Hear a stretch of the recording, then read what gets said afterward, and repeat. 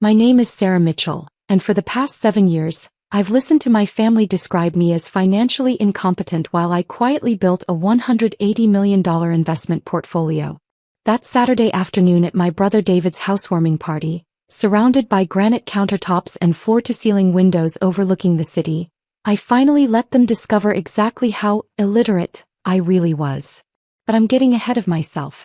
Growing up, David was the golden child. 3 years older, athletic, charismatic, and according to our parents, destined for greatness.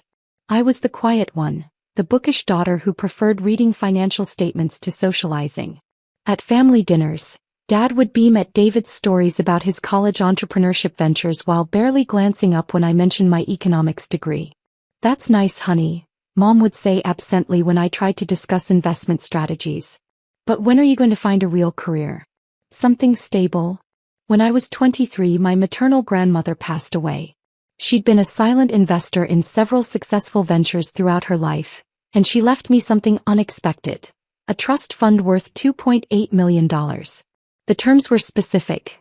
I couldn't touch the principal until I was 30, but I had complete control over how it was invested. My family knew about the inheritance. They just assumed I was too financially illiterate to do anything meaningful with it. "Put it in a savings account," Dad advised at her funeral reception. "At least you can't lose it that way." David smirked. "Or give it to someone who actually knows what they're doing. I could triple that in 5 years with my real estate connections." I smiled politely and said nothing. Instead, I spent the next 7 years doing exactly what my grandmother had done. I studied. I networked quietly. I attended investment conferences where nobody knew my family. I worked with a private wealth manager who respected my analytical approach. I invested in emerging markets, renewable energy startups, and strategic real estate partnerships. I also worked a deliberately modest job as a financial analyst at a mid-sized consulting firm. It paid $73,000 annually, enough to live comfortably in a nice apartment but not enough to raise eyebrows. My family saw my lifestyle and assumed that was all I had. They never asked about my grandmother's trust. They never asked about my investments. They just assumed.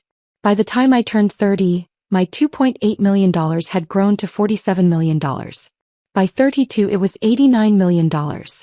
At 33, through a particularly successful exit from a tech startup I'd backed early, my portfolio crossed $180 million. And nobody in my family had any idea. Meanwhile, David built his real estate empire. Mitchell Properties LC started small, flipping houses in gentrifying neighborhoods. He was good at it, I'll give him that. Charismatic enough to secure investors, strategic enough to identify emerging markets, and ruthless enough to maximize profits. He'd found success and he never let me forget it. "Sarah's still working her little analyst job," he'd announce at family gatherings. Meanwhile, I just closed on a $12 million commercial property downtown. Mom would beam. "We're so proud of you, David." Dad would nod. "That's real wealth building, son. Not just collecting a paycheck." They turned to me. "Any career developments, Sarah?" "Still analyzing market trends," I'd reply calmly. David would laugh. "Market trends? That's adorable. Real wealth is built with property, Sarah. Tangible assets. But I wouldn't expect you to understand that." What David didn't know was that 3 years earlier, when his firm was struggling to secure financing for a major expansion, an anonymous investor had provided $15.7 million in capital. The terms were favorable: 8% annual returns, silent partner status, no operational control. David's attorney had handled the paperwork. A trust entity. Completely legal, completely anonymous. David never questioned where the money came from. He was too busy celebrating his success.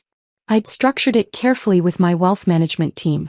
"If I ever need to withdraw," I'd specified, "I want it done cleanly. No warning, fully legal, maximum impact." My trust administrator, Patricia, had raised an eyebrow. "That's your brother's company?" "It is." "And he doesn't know you're the backer?" "He doesn't." She'd smiled slightly. "Understood." For 3 years I'd watched David build his empire on my capital. He'd developed 4 luxury apartment complexes, acquired 2 commercial office buildings, and just purchased a historic downtown property for conversion into high-end condos. At every family gathering he'd lecture me about wealth building. "You're 33 years old, Sarah," he'd said at Christmas. "Still renting. Still working for someone else. When are you going to build something real?" "I'm comfortable," I'd replied. "Comfortable is just another word for complacent," Dad had added. "Your brother owns $47 million in real estate. You own what?" "A 401k. I'd smiled and changed the subject. The housewarming party was supposed to be David's crowning achievement. He'd just purchased a $3.2 million penthouse in the city's most exclusive building. Floor-to-ceiling windows, chef's kitchen, rooftop terrace with skyline views. "This is what success looks like," he'd announced to the 50 assembled guests, family, investors, business partners. "You don't get here by playing it safe. You get here by taking calculated risks, by understanding how real wealth works." He gestured to the space. "This penthouse? I bought it in cash. No mortgage. That's the difference between people who understand investment and people who just exist." His wife, Amanda, had laughed. "David worked so hard for this." Mom had actually teared up. "We're so proud. You've built something extraordinary." I'd been standing by the windows, holding a glass of champagne, observing quietly. My cousin Jennifer approached. "Must be hard," she said sympathetically. "Watching your younger brother succeed like this while you're still, While I'm still what?" I'd asked calmly. "Well, struggling isn't the right word, but, still in that starter career phase. We all develop at different speeds." I'd sipped my champagne. "I suppose we do." That's when David had called for everyone's attention.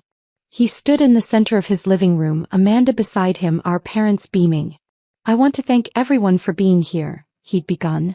"For believing in me, for investing in Mitchell Properties, for understanding what it takes to build real wealth." His eyes had landed on me. Some people in this room understand that. Some people get it. They see opportunity and they seize it. They don't just sit back and collect a paycheck hoping someone else will build their future for them. Several people had glanced at me. David had continued, warming to his theme. "Real estate isn't for the timid. It's not for people who are afraid to leverage, afraid to scale, afraid to think big.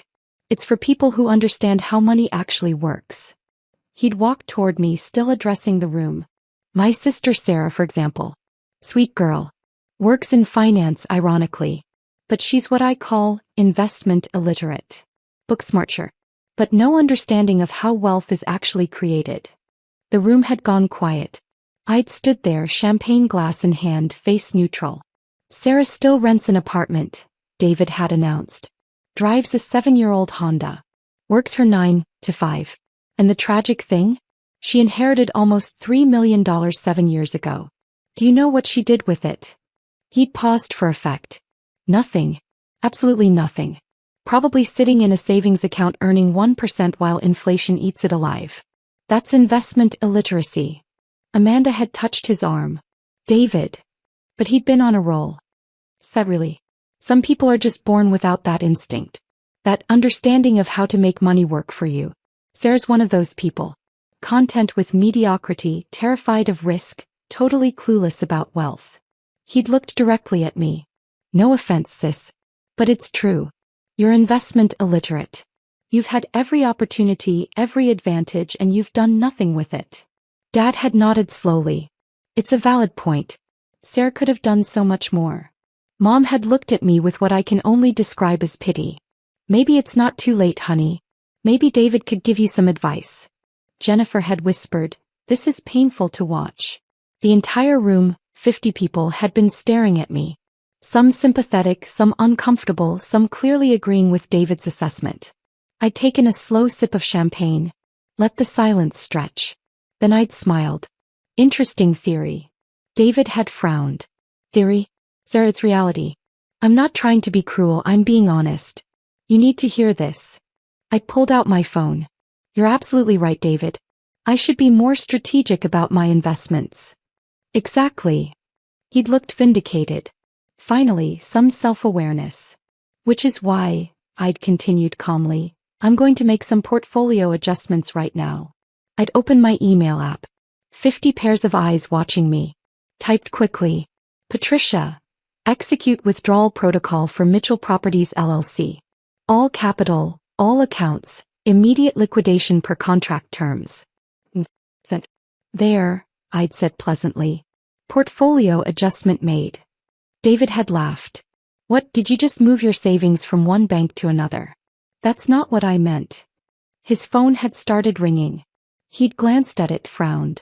It's my attorney. On a Saturday. He'd looked at me, then at the phone, then back at me.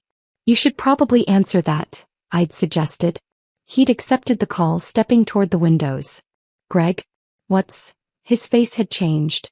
What do you mean, withdrawal notice? The room had gone very quiet. That's impossible, David had said into the phone. Our primary investor is a silent partner.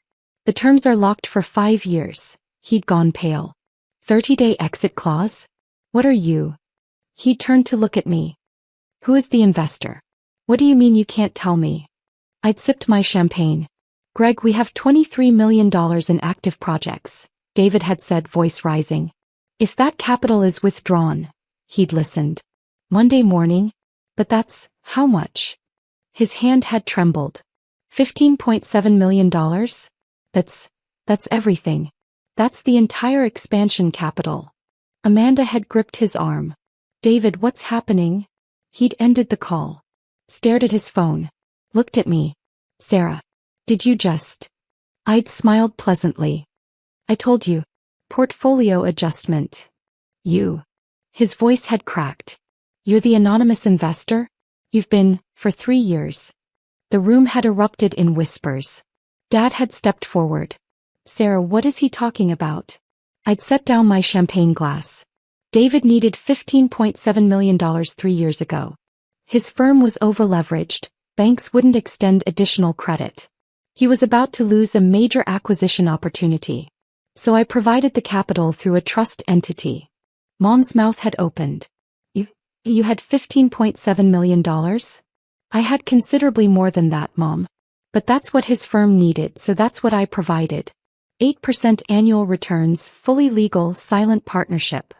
David had been staring at me like he'd never seen me before. You've been funding my company? For 3 years. Every expansion, every acquisition, every success you've spent 3 years lecturing me about? I'd finished. Yes. Jennifer had whispered, oh my God. But you're just an analyst, Dad had said weakly. You make $70,000 a year. How did you? Grandmother's trust, I'd explained calmly. Remember? The $2.8 million you told me to put in a savings account? I invested it instead. Quite successfully, as it turns out. How successfully? Mom had asked. I'd paused. As of this morning, my portfolio is worth $180 million. The room had gone absolutely silent. David had actually laughed, a broken sound. That's impossible. You drive a Honda. You rent a $2,400 per month apartment that I could buy this building with cash tomorrow if I wanted to, I'd said evenly. I chose to live modestly. I chose to work a regular job because I enjoy the work. I chose to invest quietly without fanfare, exactly like grandmother did. $180 million, Dad had repeated numbly. Give or take a few million depending on daily market fluctuations, I'd confirmed. The exact figure doesn't really matter, does it? Amanda had gripped David's arm. David, if she withdraws that $15.7 million. We're destroyed, he'd finished. The expansion properties, we signed contracts based on that capital availability. If it's withdrawn, we'll be in breach on 4 different projects. The penalties alone. His phone had rung again. Then Amanda's. Then 2 of his business partners across the room. I'd watched it happen in real time. The cascade of consequences. David's face had gone from pale to gray as he'd taken call after call. His development manager. His contractor. His bank. Monday morning, I'd explained to the silent room, that $15.7 million will be transferred out of Mitchell Properties accounts. The 30-day exit clause is crystal clear. I've been sending annual notices as required. You just never paid attention to who your silent partner was. You can't do this, David had said desperately. Sarah, I'm your brother. This will destroy everything I've built. Everything you built with my money while calling me investment illiterate? I'd interrupted calmly. While mocking me at every family gathering. While telling this room full of people that I'm too stupid to understand wealth.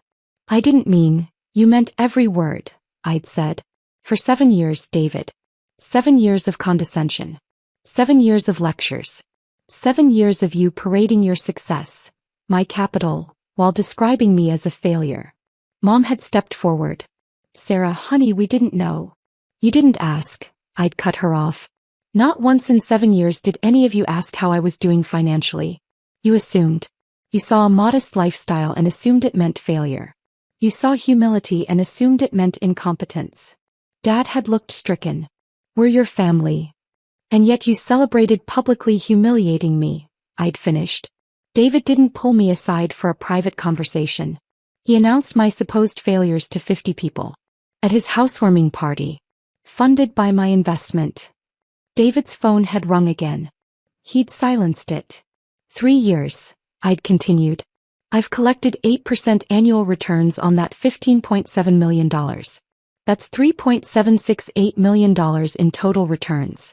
Fair market rate. But more than that, I've watched you build an empire and claim sole credit.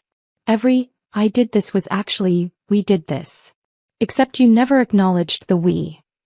I'd picked up my purse. The withdrawal is legal, David. Your attorney will confirm that. The 30-day timeline starts Monday. You'll have time to secure alternate financing if you move quickly. Though with your firm's current debt-to-equity ratio, I suspect that will be challenging. Sarah, please, Amanda had said. We have employees, contractors, people depending on these projects. Then I suggest you start making phone calls, I'd replied. Because my capital is going elsewhere. There's a renewable energy startup in Portland that's quite promising. And a women-owned construction firm that's been undervalued by traditional investors. My money will do more good there. I'd walked toward the door. The crowd had parted. Jennifer had grabbed my arm. Sarah, that was necessary, I'd finished. Overdue even. Your family will never speak to you again, she'd whispered. I'd smiled. That sounds peaceful. I'd walked out of that $3.2 million penthouse, the one David had bought with returns from my investment, and taken the elevator down alone. My phone had started buzzing immediately. Text messages flooded in. Mom, Sarah, please call us. We need to talk about this. Dad, this is incredibly immature. We're family. David, you're destroying my life. I hope you're proud. I'd silenced my phone. Monday morning arrived with predictable chaos. Patricia called at 9:47 a.m. The withdrawal executed perfectly, she'd reported. Mitchell Properties LLC confirmed receipt of notice. The $15.7 million plus accrued interest is now back in your primary investment account. Any complications? Their attorney called 3 times. David Mitchell called 6 times. I referred them to the contract terms per your instructions. Everything was executed legally. Perfect. One more thing, Patricia had added. I've been doing this for 23 years.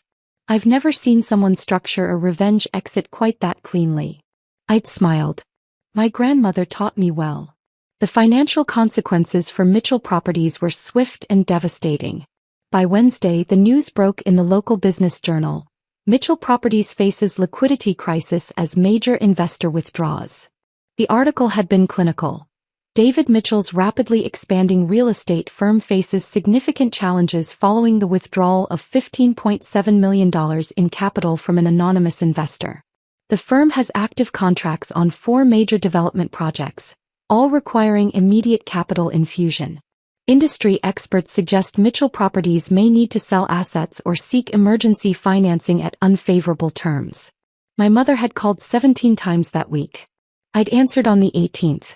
How could you do this to your brother? She demanded. I withdrew my investment, Mom. That's not doing something to him. That's managing my portfolio. You knew it would destroy his company. I knew it would create challenges, I'd corrected.